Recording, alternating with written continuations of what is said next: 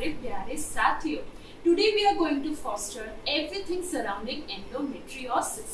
आगे बढ़ने से पहले मैं आपको याद दिला दूं कि अब हम डॉक्टर मनिका अग्रवाल मैम से मिलेंगे महीने के पहले और आखिरी शनिवार को। So let us all join hands together to foster a community which is more healthier, compassionate and secure.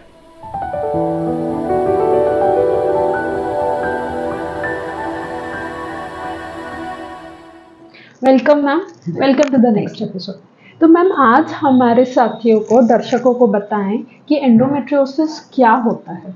Endometriosis एक ऐसी बीमारी होती है जिसका कॉज अभी तक क्लियर नहीं है, लेकिन इसमें होता क्या है, जैसे अपना मेंस्ट्रुअल ब्लड नीचे यूट्रस सर्विक्स के थ्रू बाहर निकलता है वजाइना से हर महीने, इसमें जो ब्लड कुछ ऊपर ट्यूब्स के द्वारा एब्डोमिनल कैविटी में जाके डिपॉजिट हो जाता है और वहाँ पर वो कुछ इन्फ्लामेटरी रिएक्शन प्रोड्यूस करता है, जिसकी वजह से ये एक्टोपिक साइट्स में वही सेम एंडोमेट्रियम जो बच्चेदानी के अंदर की लाइनिंग रहती है वो बाहर में एब्डोमेन में कहीं कहीं जाके डिपॉजिट हो जाता है और इसको अपन एंडोमेट्रियोसिस बोलते हैं। जी मैम, तो मैम इनके क्या सिम्टम्स होते हैं? नॉर्मली जो सिम्टम्स इसमें होते हैं, पेशेंट यूजुअली आएगा मेनली डिस्मेनोरिया मतलब मेंसेस के समय उसको दर्द होना, और वो दर्द भी जनरली महीना आने के 2-3 दिन पहले से चालू हो जाता है और महीना आते तक वो रहता है।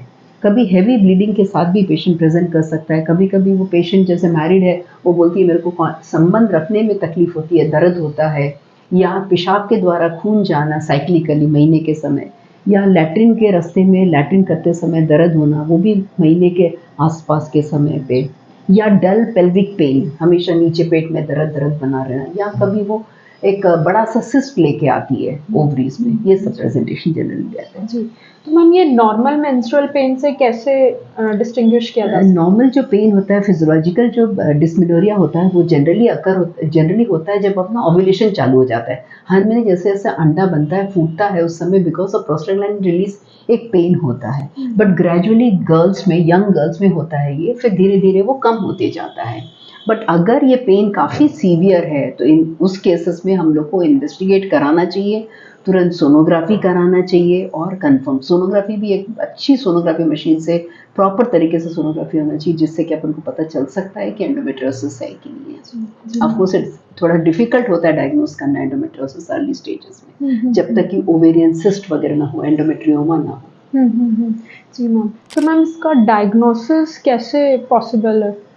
डायग्नोसिस अपन को सबसे पहले हिस्ट्री, पेशेंट की हिस्ट्री से अपन को वो करना, इवैल्यूएट करना पड़ता है। देन सोनोग्राफी के बाद उसके बाद अपन एमआरआई है, सीटी है, लैप्रोस्कोपी है, डायग्नोस्टिक लैप्रोस्कोपी है, जो कि अपन पहले काफ़ी करते थे, लेकिन आजकल अपन अवॉइड करते हैं क्योंकि सोनोग्राफी मशीन से इतनी अच्छी आ गई है और हिस्ट्री से अपन को काफ़ी कुछ पता चल जाता है, तो अपन लैप्रोस्कोपी जनरली अवॉइड करते हैं अनलेस एंड अनटिल कोई बहुत बड़ा सिस्ट है ओवरी में जो कि प्रॉब्लम कर रहा है, जो कि बहुत ज़्यादा पेन कर रहा है, या अपना डायग्नोसिस क्लियर नहीं है, या अपन को ट्यूब का पेटेंसी पता नहीं चल रहा है नॉर्मल हिस्ट्रोसैल्पिंजोग्राम के थ्रू भी, तो अपन कंफर्म करने के लिए ऐसे केसेस में करते हैं।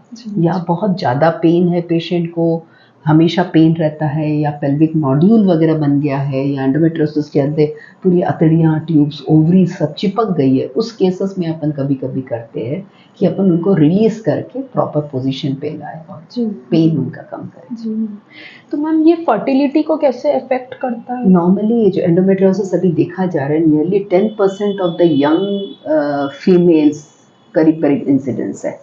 मोस्ट ऑफ द पेशेंट्स इसमें इनफर्टिलिटी लेके भी आते हैं। जब इनफर्टिलिटी पेशेंट्स आते हैं हमारे पास कि नहीं हो रहा है कंसीव, तब अपन को पता चलता है कि इसको एंडोमेट्रियोसिस है।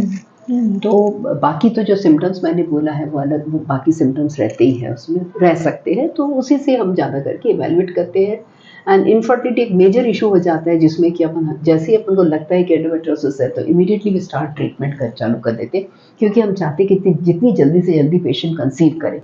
ये एक ऑनगोइंग डिजीज़ है जो धीरे धीरे हर महीने जैसे जैसे अंडा बनते जाएगा, फूटते जाएगा, मेंसेस आते जाएगा, ये बढ़ते जाता है, और धीरे धीरे बढ़ते बढ़ते जो ब्लड जो अंदर आके अपने एब्डोमेन के अंदर डिफरेंट जगह पे जो डिपॉजिट होता है, उसमें फिर इन्फ्लेमेशन होता है, फिर फाइब्रोसिस होती है। फाइब्रोसिस होने से सारी अतड़ियाँ हैं, अंडाशय है, ट्यूब है, सब एक जगह आके चिपक जाता है। कभी कभी तो ये अपने जो खाने की नली है, जो लैट्रिन का रास्ता है, उसको भी पूरा इन्वॉल्व कर लेता है, जिसकी वजह से उसमें सिकुड़न आ जाती है, उसको लैट्रिन करने में भी तकलीफ होती है, या जो किडनी से जो अपना यूरेटर निकलता है उसको वो ब्लॉक कर देता है, जिसकी वजह से किडनी खराब होने का डर रहता है, किडनी में सूजन आ जाता है।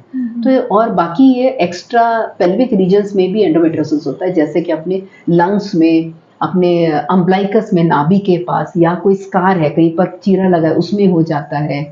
तो कई जगह पे ऐसे एक्स्ट्रा पेल्विक रीजन्स में भी होता है। जी जी मैम, तो अभी क्या ट्रीटमेंट ऑप्शंस अवेलेबल हैं इसके लिए?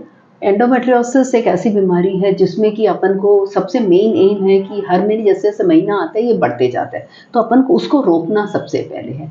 जैसे हर महीने अंडा बनता है, ईस्ट्रोजन प्रोजेस्टेरोन सीक्रेट होता है, उससे अपना ये एंडोमेट्रियोसिस और बढ़ते जाता है। तो अपन को उसको सप्रेस करने के लिए कई दवाइयाँ हैं, जैसे ओसी पिल्स है, फिर एंडोजेस टैबलेट्स है, प्रोजेस्टेरोन प्रिपरेशंस है, अलग अलग प्रोजेस्टेरोन प्रिपरेशंस है, जिसको अपन देने से उसको कुछ हद तक वो बीमारी स्टैटिक रहता है। फिर आगे उसके लिए इंजेक्शंस भी है, ल्यूप्राइड इंजेक्शन, जिससे कि अपन पूरा अपना हाइपोथैलेमस पिट्यूटरी से अपन पूरा सप्रेस कर देते हैं, जो हार्मोन्स का साइक्लिकल स्टिमुलेशन होता है हर महीने, वो बंद कर देते हैं, जिसकी वजह से वो बीमारी दबी रहती है। बट हाँ, सभी के साइड इफेक्ट्स भी है। फिर लैप्रोस्कोपी ऑपरेशन तो है ही है इसमें। जी मैम, तो मैम क्या इसमें किस ये डिफरेंट लेवल्स होते हैं कि मतलब इन्वेस्टिगेशन किस हिसाब से की जाती है? इन्वेस्टिगेशन अपन करके अपन एक बार देखते हैं कि किस तरीके का है, कौन से स्टेजिंग है, मतलब बहुत अर्ली स्टेजेस अगर है तो, स्पेशली अगर इनफर्टिलिटी पेशेंट्स का बोले, अगर बहुत अर्ली स्टेजेस है तो अपन ट्यूब टेस्ट वगैरह करके देख लेते हैं कैसा है। अगर कोई बड़ा कोई ओवेरियन मास वगैरह नहीं है तो इमीडिएटली अपन ट्रीटमेंट चालू करते हैं, है ना, कि प्रेगनेंसी रुके। अगर उसमें भी नहीं रुकता है या थोड़े से एडवांस स्टेजेस है तो उसमें अगर अपन को ट्यूब ब्लॉक है कुछ है, तो इस ऐसे केसेस में अपन को सीधे आईवीएफ पे जाना पड़ता है। एक ये एंडोमेट्रियोसिस ऐसी एक बीमारी है जिसमें कि लेटर स्टेजेस में, अर्ली स्टेजेस मतलब ग्रेजुअली जैसे जैसे ये डेवलप होता है, ये यूट्रस, ट्यूब्स, ओवरी सब कुछ को अफेक्ट करता है, देखा जाता है। जैसे ट्यूब्स के अंदर से जो मोटिलिटी होती है, जो अपना अंडा और स्पर्म जो उसके अंदर जाके ट्रैवल करता है, उसकी मोटिलिटी कम हो जाती है ट्यूब्स की, तो वो प्रॉपर्ली उनको ट्रांसपोर्ट नहीं कर पाता है। अंडा जो बनता है अंडाशय में, वो अंडा प्रॉपर्ली बन नहीं पाता है, अंडा हर महीने फूटता नहीं है, और ल्यूटनाइजेशन ऑफ द अनरप्चर्ड फॉलिकुलर कंडीशन होता है, वो हो जाता है। उस साइड का मैचुरेशन प्रॉपर्ली नहीं होता है। इवन अंदर एंडोमेट्रियम में भी इम्प्लांटेशन, जो बच्चा बनने के बाद जो बच्चेदानी के अंदर आके बढ़ना चालू होता है, वो एनवायरनमेंट उसके लिए सुटेबल नहीं रहता है। इवन स्पर्म्स जो आते हैं, स्पर्म्स को भी जो मैक्रोफेजेस है वो डिस्ट्रॉय कर देते हैं। सो ये सब बहुत सारे कॉजेस की वजह से इनफर्टिलिटी इसमें मिलता है। जी जी मैम, अंत में अगर आप हमारे दर्शकों को एक मैसेज देना चाहेंगी तो क्या होगा? कभी भी अगर पेशेंट को पेनफुल हैवी ब्लीडिंग है या कंटिन्यूअस लोअर एब्डोमेन पेन है, इस चीज़ को बहुत लाइटली ना ले, स्पेशलाइज्ड जो उसके जो डॉक्टर्स हैं उनको दिखाए, ट्रीटमेंट कराएं, इन्वेस्टिगेट कराएं। एंडोमेट्रियोसिस अगर अर्ली अपन डायग्नोस कर लेते हैं तो बहुत अच्छे से ट्रीटमेंट हो जाता है और पेशेंट के लिए लाइफ बहुत अच्छी हो जाती है। लेकिन अगर बहुत एडवांस स्टेजेस में पेशेंट के लिए लाइफ बहुत ही डिफिकल्ट हो जाता है एंडोमेट्रियोसिस के साथ।